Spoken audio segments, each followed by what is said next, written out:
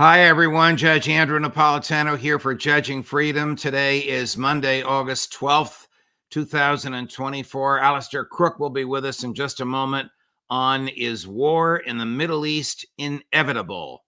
But first, this. You all know that I am a paid spokesperson for Lear Capital, but I'm also a customer, a very satisfied customer. About a year ago, I bought gold, and it's now increased in value 23%. So $100 invested in gold a year ago is now worth $123. If you have $100 in the bank, it still shows $100, but $100 in the bank is now worth 24% less. Inflation has reduced all of your savings, all of your buying power, and mine, by 24%, and gold is largely immune from that. If you want to learn how gold will soon hit $3,200 an ounce, call Lear Capital, 800-511-4620, or go to LearJudgeSnap.com. Get your free gold report. Same experts who predicted the 23% rise that I've enjoyed have predicted this $3,200 an ounce gold. Learn about how to transfer this to an IRA. Protect your savings. 800-511-4620, LearJudgeSnap.com. Tell them the judge sent you. Alastair Crooke, good morning, my dear friend. Welcome to the program. Always a pleasure. Special pleasure for me to start off the week, since it's early in the morning here on Monday, with you. I want to discuss the big picture of whether war in the Middle East is inevitable. But first, a little bit of breaking news, I think relevant to this. Abbas, the head of the Palestinian Authority, is in Moscow. Isn't that interesting? I wish it were. Sorry to put it like that, but Mohammed Abbas is a spent force. I mean, a broken reed. Not just his age, he's just has no credibility at all amongst Palestinians who hate him, just waiting for him to go. But the West sort of props him up as the sort of the head of the PLO, the Palestinian Liberation Organization, and of the PA, the Palestinian Authority, and therefore they refer to him. But he's completely broken. He has no sort of sense of control over the people. His only force is that he gets the tax receipts that Israel collects on his behalf and hands it over to Fatah, and Fatah hand them out. And it's really, without the money, he would be gone. So I think he's in Moscow. They will try and do something. I've spoken to them about it. And they say, it's extraordinary, but I mean, there's no way. I mean, people trust the old guard of the Palestinians. But when you talk to younger members of Fatah, they sound more like Hamas. I mean, and, the polls have shown that overall, whether it is in West Bank or in Gaza, there is absolutely no trust in Abu Mazen, and the trust is with Sinwar and with Hamas, who they think have the right to rule the Palestinians as a whole, both sides. The polls are very, very clear on that. Do you think that the ferocity and barbarity of the Israeli response to October 7th will have the effect of uniting the Palestinians? Yes, it does, but not around Abu Mazen. Right. No, Say Abu Mazen, that is another way to refer to Abbas. Mahmoud Abbas. Right. Mahmoud Abbas, yeah. Abu Mazen is his sort of name that he's sort of generally known in, but it's Mahmoud Abbas. But it's not attracted any support for him. Overall, Palestinians, less than 8% of Palestinians regard Hamas as responsible for the plight the Palestinians are in. A vast majority support Hamas and Hamas leadership, both in West Bank and in Gaza. I mean, 87%, I think it is. I may be wrong on the exact figures, but the latest polls show overwhelming support for Hamas and for Sinwar. So, I mean, he's going, I mean, the Russians, I don't want to diminish it, the Russians are trying to sort of get some sort of political process going. The problem for them is that Abu Mazen, Mahmoud Abbas, has all the sort of tools, the instrumental tools of statehood lie with him. He is the chairman of the PLO, da-di-da-di-da, and they want him to actually change and make the PLO not just the movement of Fatah, the movement from largely based in the West Bank, but also in Gaza, but to make it, if you like, a leadership where it is going to be a joint. And so far, as I understand from Moscow, he's been resisting bitterly. Is wider war in the Middle East inevitable? Inevitable is, I know I put that in the article, I think it's very hard to see how it can be avoided. I think it is pretty well inevitable. And I just take 1 second to explain why. I think one of the reasons is because of the change that has taken place in Western politics. Western politics has changed. I mean, particularly on the sort of Democratic Party area, where in certain sense, it's the control room that we don't see that is behind it. And that, you know, even the president is the figurehead and, you know, is not particularly important any longer because one figurehead can be removed in a coup d'etat and then another figurehead is elevated by the media and becomes the new figurehead. But behind it lies the control room, and the control room is operating this in a new form of politics, which I call the whole of state politics, which is there has to be an ideological alignment, not just across the party, but amongst, if you like, NGOs, amongst the financial world, all of the state apparatus, the media. All of this has to be all of the state. This was something that was introduced by Obama at the time of the war on terror and has become ubiquitous. And now has become very much more, it's really sort of centered on the sense of these slogans, our democracy, our consensus, our values. And it's not about debate, it's not about conformism, it's a sort of totalizing process of sort of emotive gestures produced by the control room with Hollywood import, which controls the people. Same in Europe, same sort of process that is going on. So you have these meaningless things. You know, the campaign is about joy. The Republicans are weird. I mean, what do any of these things mean? They're just emotive statements. And at the same time, this totalizing politics on the domestic front bleeds across into a totalizing foreign policy. These, you know, the people we're dealing with, Russia, Iran, China, they're all really extremists. They don't follow our democracy. They don't follow our values. They're not part of this. And there's no differentiation. You don't try and understand Iran. You don't try and understand Russia better or China or have a differentiated policy because really they're all sort of terrorist extremist groups and hostile. And that means that if you like, the war is against all of them, not against just Iran, because Russia is supporting Iran and China is supporting Iran.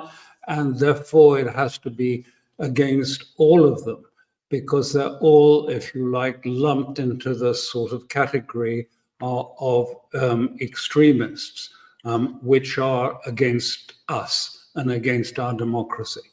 Well, when the elites use the phrase the whole of society, are they talking about some sort of subliminal or authoritarian alliance of the various facets of society? Military, Yes, industrial complex, banking, pharmaceutical, media, in an alliance against Russia, China, Iran, North Korea? Is that what you're saying? Yes, the narrative spreads because the narrative, the alignment, you know, the war against misinformation is fought on all levels. It's within the banking community. If you don't share their values, you can be debanked. It goes right across society, in the national security state, in the NGOs. Everyone is talking about our values, and the values are across the whole of society, if you like, except for those extremists who they call a threat to our state. Generally, the people on the other side, a different political genre, and they then become the extremists. And the extremists then, in foreign policy, spread across all of those that you regard as not accepting our values and our democracy. Well, to me, maybe to you, and I think to most people watching this program, the most extreme player on the scene is Israel because of the genocide that it is committing and denying. How does Israel fit into this picture that the elites are attempting to craft? Well, you heard that, and you saw that during the recent conventions, when they say, that listen, if you don't support Israel in what's happening, that means that you want Trump to win. I mean, that's what Kamala Harris said specifically. Look, stop all this noise. She was addressing, if you like, the uncommitted groups. Right. Who had voted during earlier. And she said, listen, will you quiet down? Will you stop the criticism of Israel? Unless that is you want Trump to win. Unless you want the other side, the extremist, the threat to our society, to our democracy to win.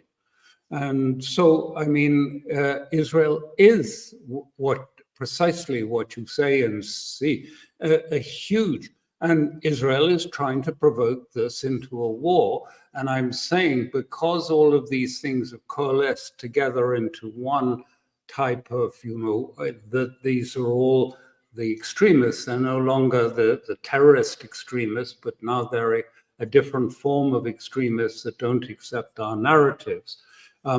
As it's coalesced into one enemy, I mean, the danger is, as I see escalation across the board in Ukraine, in Israel, in Syria, everywhere there is escalation going on. And this is a moment when, how can Iran manage, if you like, to do an action that will make Israel regret what they did in the killing of Haniyeh? How can they provide, if you like, a riposte to that that does not lead to a massive escalation, not just against Iran, but will spread across and bleed across to Russia, and even, and to a certain extent, to China. Iran can do this in many ways. The first part of it can be done. It can overcome, probably, I believe, quite likely, it can overcome the air defenses of Israel, because they have the means, if you like, to do volleys of missiles.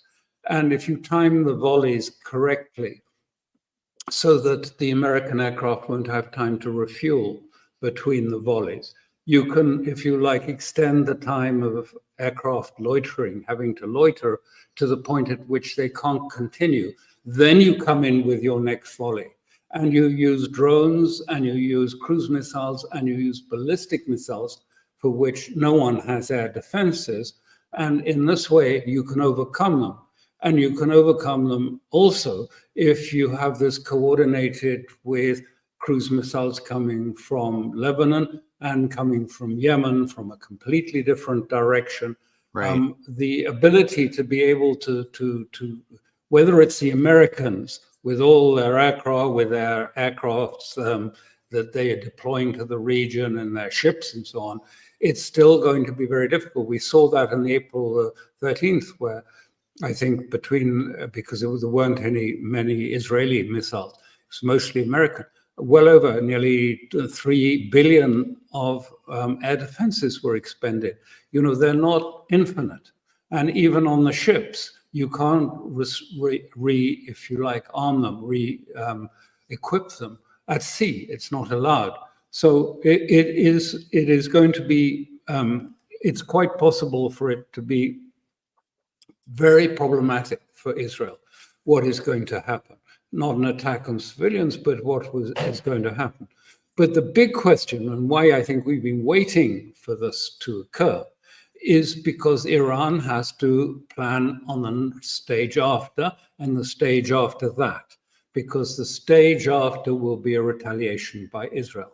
And Israel wants war with Iran. Clear. That's what Netanyahu came to Washington to say. I want a war against Iran, and I want you to support it. And Israel and America has said it will support you in this war against Iran. So it's in the interest of Netanyahu to be as provocative as he can in stage two, and then there will be another reaction from Iran to that. And this has to be carefully calibrated, and this is what Iran is doing, why it's taking time, and coordinated with Hezbollah, with the Ansar Allah in Yemen, and with the Iraqis, and so that all of this is meshes together. How do we avoid it going to an all-out war? Well, that's why I'm quite pessimistic that this won't end up in that way, even if there isn't a great desire. Although I think there is ultimately a desire to for a greater war. Not, I mean, by the Kamala Harrises and Walzes of this world, but I mean by those deep structures of foreign policy, which need, if you like, some form of reset for financial reasons, economic reasons. Essentially, that the West has created this inverted pyramid of financial instruments. I mean, not just options, but all of these financial structures that sit in derivatives in trillions. And they sit on a tiny base of real collateral, of real value. A few bars of gold, perhaps here and there, a little bit of real value. I mean, commercial real estate is not valuable anymore. So where's the collateral underpinning it? They need this to come. This is why you had Lindsey Graham saying very clearly, he said, listen, look, Ukraine for America is a gold mine. It's, it sits on 12 trillion worth of materials, of raw materials. We need those to, if you like, refinance, to equip and refinance ourselves. And we don't want Putin and China to get it. Right. That's what he was speaking about, saying, we need some more actual commodity value at the bottom of our pyramid, so we can go on expanding our pyramid, our inverted pyramid that rests on this tiny base of real commodities, oil, gold, rare materials, all of these things, lithium, all of the things. This is why he said, we can't allow Ukraine to go to Putin. We need those to underpin our wobbling, if you like, inverted pyramid. We just got too much financialism on the top of a tiny base of real money. How I wasn't going to go there, but since you've mentioned Ukraine several times, albeit in the context of Senator Graham, how grave, if at all, is this Ukrainian incursion into Kursk, which seems to be going on, continue for a couple of days now? Well, I think it's very grave for Ukraine. I don't think it's grave for Russia at all. It'll be stabilized and is being stabilized. And you notice Russia is not panicking about it. The panic you see is one that is projected out of the Western media. Russia is not actually panicking at all. In fact, I suspect, and I have heard, that Russia had an inkling. They have very good intelligence in Russia. They got an idea that this was being planned, and that they were going to, this border area is really mostly forest, and there's few sort of built up areas, just villages and things, and it's guarded by border police, Vanguardia of the the border police, who are not trained and are not troops. They're not there to fight. And there is current, I can't say that it's true, but believe that the Russians let this happen because what Ukraine has done has stripped the Donbass of all its best troops. The Donbass, where they were at the most vulnerable, they've taken the best troops from that. Some of those battalions are down to 20 men left, and they've put them all in this venture for going into Russia, and they're going to lose them all. Sooner or later, in the next 2 weeks, they'll all be dead. And then Donbass is going to be, for a breakthrough by Russia, is it going to be an open place? And the sense of panic is clear by Zelensky now trying to set fire to the Zaporizhia nuclear power plant, trying to hit it with drones and saying, look at me, quick, you've got to come and help me. It's a crisis. We need NATO to step in. We want the West to send more weapons. We need troops. And so he's trying to build a real crisis around, the drone attack on Zaporizhia. I don't think actually all of the elements of Zaporizhia are cooled down, are closed down. I mean, they're not operating. There is a fire there, but it's not operating as a power station. Here's how delusional Zelensky is. This is 2 days ago on August 10, cut number 3. Today, I received several reports from Commander-in-Chief Syrskyi regarding the front lines and our actions to push the war onto the aggressor's territory. I am grateful to every unit of the defense forces, ensuring that Ukraine is proving that it can indeed restore justice and ensure the necessary pressure on the aggressor. This is just a PR stunt, is it not? Yeah, he said it. This is to convince our partners, effectively, that we can still, do these exercises. And as it's not going so well, because they've been stopped and they're being slowly killed off, then what do? They fire some drones into the Zaporizhia nuclear power plant and start a fire there, and then say, help, come and save me. And, it's a bit pathetic, really.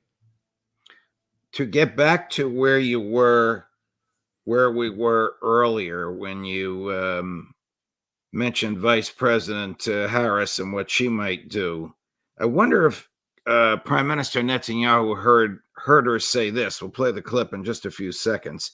Here she is dealing with pro-Palestinian protesters at a rally in Michigan. By the time she's finished with them, they're cheering her. Cut number 6. You know what? Hold on a second. Hold on, everybody. Hold on. We are all in here together. I'm told an extraordinary number of folks who are here together because we love our country. We're here to fight for our democracy, which includes respecting the voices that I think that we are hearing from. And let me just say this on topic of what I think I'm hearing over there. Let me just speak to that for a moment, and then I'm going to get back to the business at hand.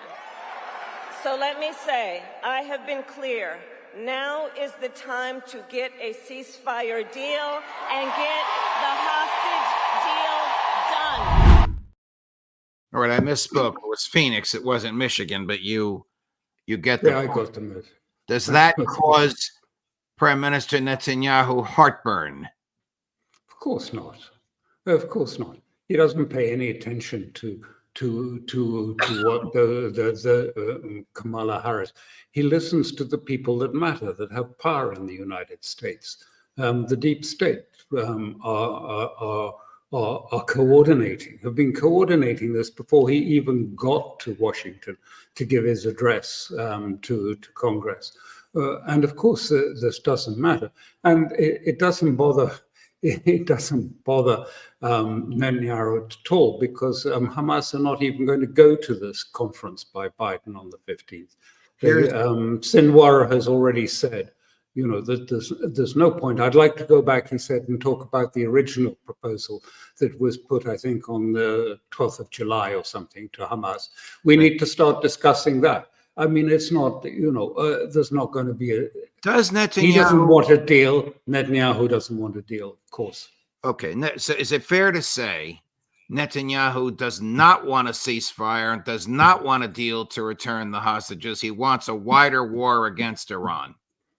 That's obvious, yeah, quite clear. He's made that absolutely apparent. There's not a single doubt about that in amongst Israelis. He wants a full war, and he wants to provoke it, and that's why the great danger is, as I say, not just what Iran does whenever it does it in this next period, but might be much more threatening than people expect. I know the sort of myth of Israeli military greatness is pervasive, but it may be much more serious than they expect. And then they will react. And what will they do to provoke it to the next level where America is fully engaged? Use a tactical nuclear weapon? That's been threatened by Israel, something like that. Well, that will certainly take us to a different level. Where will it leave Russia and China? I mean, this is why I say it seems to me almost inevitable, because there's no one actually pulling back. Actually, most people, I don't think it suits the Democratic Party to have a war at the moment, because, everyone will say, well, Kamala Harris and what's their foreign policy expertise? There isn't any. But nonetheless, I mean, as I say, because there is a wider need, the whole of the Western prosperity, British prosperity, was based on owning the resources of the rest of the world, of India, of its resources, of its materials, its wealth, its spices, everything. And that's made us very wealthy. Now America's coming to the point where it needs to somehow, if you like, rejuvenate that whole process for itself. And it needs some sort of reset. I don't mean a Davos reset, but I mean a financial reset in the US, because the juice has been sucked out of the lemon of the US. You're clear that Netanyahu couldn't care less what Vice President Harris says, but he certainly cares about what his own finance minister, Bezalel Smotrich, says. Here is first a full screen in which it's in Hebrew, but the headline is translated. Minister Smotrich saying ceasefire is effectively a surrender deal. This is August 9th. And here is Admiral Baghdad Bob Kirby responding in behalf of the U.S. government. Views being taken against this agreement, the views expressed by Mr. Smotrich specifically, would in fact sacrifice the lives of Israeli hostages, his own countrymen. What do you think? I think it's time Kirby tried to learn what's going on and what the sentiment is.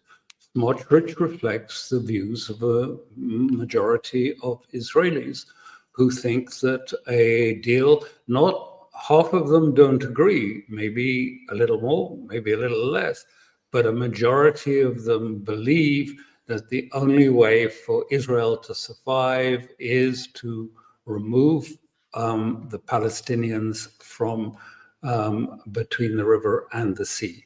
And he's been clear about it for years. He's also supported in this by Ben-Gvir, by Levin, all cabinet members, and by Netanyahu.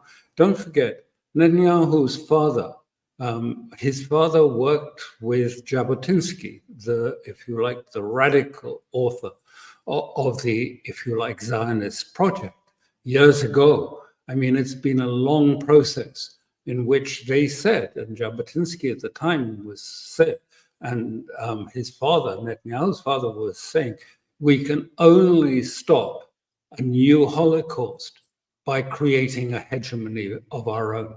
And so, I mean, it's not a new idea. What is new is that we've got this sort of Judeo-Messianic apparatus. And what is so dangerous for Netanyahu is that not only is there the ideology, this Judeo-Messianic ideology, behind that are 100 or so rabbis who work with what they call hoplites. Hoplites were the forces of Sparta at the time. These are the vigilantes from the settlers, the 700, 800,000 settlers. And they call them the state of Judea, at war with the state of Israel, and that they can come down. And this is what Ben-Gvir and Smotrich command. If the state of Israel does something with which it disagrees, then its vigilantes will come down. They're all armed and they are a militia. Well, that would be treason. That would be treason on the part of Smotrich and Ben-Gvir if they commanded some vigilante group to attack the government of which they are a part. They would say this is the government saving Israel. You're right. Now it all depends on how you look at it, how you look at how you look at these things. But this is what they would say, that we are the true saviors of Israel, and that those people, and Netanyahu said that about the defense people. He said they're leftists. You can't trust them. Though. He said that of the both of Halevi, the chief of defense staff, and or of Gallant, who's the defense minister. He said they're really basically leftist. They'll sacrifice. We're talking about something that is very, very basic about Israel that is taking place. This argument that has been going on from Jabotinsky's time about cultural Zionism, if you like, and pure Zionism, which is based on revelation and faith. And they say democracy is a sort of privatization of Judaism. You know, you're answerable to yourself and you're answerable to your own values. That is not the true Judaism, which comes only from faith and from revelation and is not affected by democracy and cultural Zionism.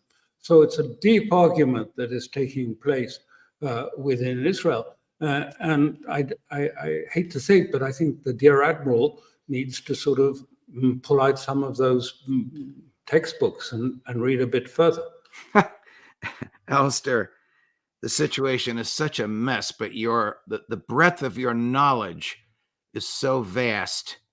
It is such a pleasure to have you explain the intricacies of how things like fidelity to traditional Judaism interplay into the modern world and modern geopolitics. Thank you very much, my dear friend. These Monday mornings are so stimulating. I spent the weekend on the beach. I'm right back in the mode now, thanks to you, Alastair. Well, sorry that the beach fades away so quickly. It's just a dim memory with a little bit of sun on my skin. But thank you so much, my dear friend. All my best to your family. We'll see you again next week. Thank you so much. Thanks. Of course. Bye for now. Yes, bye-bye. Coming up later today at 10 o'clock this morning, Ray McGovern. At 11 o'clock this morning, Larry Johnson. At 4 o'clock this afternoon, for his first interview with us since his encounter with the FBI, Scott Ritter. Judge Napolitano for Judging Freedom.